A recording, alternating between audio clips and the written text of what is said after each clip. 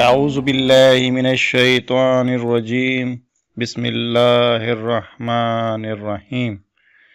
دوستوں، حضرت خواجہ غریب نواز رحمۃ اللہ علیہ کا نام جب زبان پر آتا ہے تو ذہن میں ایک ایسے بزرگ کا تصور جگمگانے لگتا ہے جن کی مجلس ذکر سے انسان دوستی اور مخلوق خدا کی درد مندی کی روشنی نکلتی تھی، اور دنیا کے جس تاریک گوشے میں بھی وہ روشنی پہنچتی تھی محبت اور خلوص کی ایک نئی دنیا تخلیق کر جاتی۔ آپ رحمت اللہ علیہ کو اس دنیا فانی سے پردہ فرمائے 800 سال کا عرصہ گزر چکا ہے، لیکن آج بھی فضائیں ان کے پیغام محبت سے معطر اور لبریز ہیں۔ حضرت خواجہ غریب نواز رحمت اللہ علیہ 14 رجب 530 ہجری کو صوبہ سیستان کے قصبہ سنجر میں پیدا ہوئے۔ آپ کا پورا نام خواجہ معین الدین حسن سنجری چشتی رحمت اللہ علیہ ہے۔ آپ کے والد کا نام خواجہ غیاث الدین حسن اور والدہ کا نام حضرت ام الورا مہنور تھا۔ آپ حضرت سید داؤد بن عبداللہ الخبلی کی صاحبزادی تھیں۔ حضرت غوث پاک غوث سمدانی شیخ عبد القادر جیلانی حضرت عبداللہ الخبلی کے پوتے تھے۔ اس اعتبار سے حضرت خواجہ غریب نواز کی والدہ بھی ان کی پوتی تھیں، یعنی خواجہ غریب نواز کی والدہ ماجدہ حضرت غوث پاک کی چچا زاد بہن تھیں، اور حضرت غوث العظم رحمت اللہ علیہ اس رشتے کی روح سے سرکار غریب نواز کے ماموں لگتے تھے۔ دوستوں، جس طرح سورج مشرق سے طلوع ہو کر مغرب میں ڈوب جانے کا اصول مسلمہ ہے، ویسے ہی اس حقیقت میں شائبہ نہیں کہ سرکار غریب نواز والدہ کی جانب سے حسنی سید اور والد کی طرف سے سادات حسینی تھے۔ آپ کا سلسلہ نسب حضرت علی کرم اللہ وجہہ سے جا کے ملتا ہے، جو کچھ اس طرح سے ہے: خواجہ معین الدین بن خواجہ غیاث الدین حسن بن خواجہ کمال الدین بن خواجہ احمد حسین بن خواجہ نجم الدین طاہر بن خواجہ عبدالعزیز بن خواجہ ابراہیم بن خواجہ ادریس بن امام موسیٰ کاظم بن امام جعفر صادق بن امام باقر بن حضرت سید زین العابدین بن سیدنا حضرت امام حسین بن حضرت علی کرم اللہ وجہہ۔ آپ کی والدہ محترمہ فرماتی ہیں کہ جب معین الدین میرے شکم میں تھے مجھے جنت کے خواب آتے تھے۔ جس وقت خداوند کریم نے غریب نواز رحمت اللہ علیہ کی جسم میں روح ڈالی تو میں اکثر شکم سے تسبیح اور تحلیل کی آوازیں سنتی۔ یہ آوازیں سن کر مجھ پر ایک وجدانی کیفیت طاری ہو جاتی۔ معین الدین کی پیدائش کے وقت سارا گھر انوار الہی سے روشن تھا۔ خواجہ غریب نواز رحمت اللہ علیہ کا بچپن عام بچوں سے مختلف تھا۔ حقیقت میں آپ مادرزاد ولی تھے۔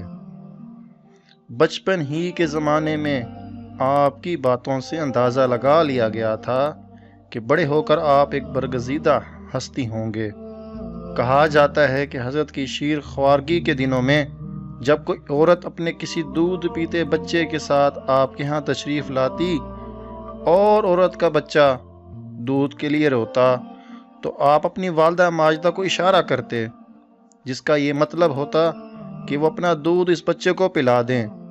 حضرت ام الورا مہنور اس اشارے کو سمجھ جاتیں اور اس بچے کو اپنا دودھ پلانے لگتیں، جس پر آپ کے معصوم چہرے پر مسکراہٹ کی کلیاں کھل اٹھتیں۔ 3-4 سال کی عمر میں سرکار غریب نواز اپنے ہم عمر بچوں کو گھر بلاتے اور ان کو کھانا کھلا کر بہت خوش ہوتے۔ بچپن کی ایک عید کا واقعہ ہے کہ آپ خوبصورت لباس زیب تن کیے نماز عید پڑھنے کے لیے جا رہے تھے کہ راستے میں اچانک آپ کی نظر ایک نابینا بچے پر پڑی جس نے پھٹے پرانے کپڑے پہنے ہوئے تھے۔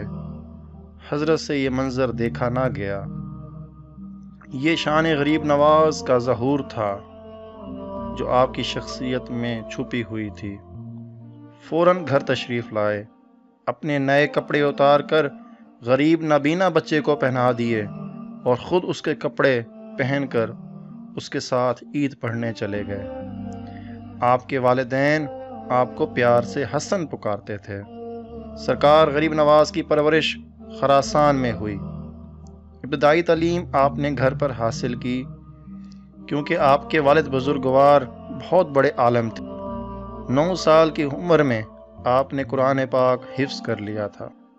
جب آپ کی عمر 15 برس کے لگ بھگ تھی، اس وقت تک یکے بعد دیگرے شفیق والدین کا سایہ آپ کے سر سے اٹھ چکا تھا۔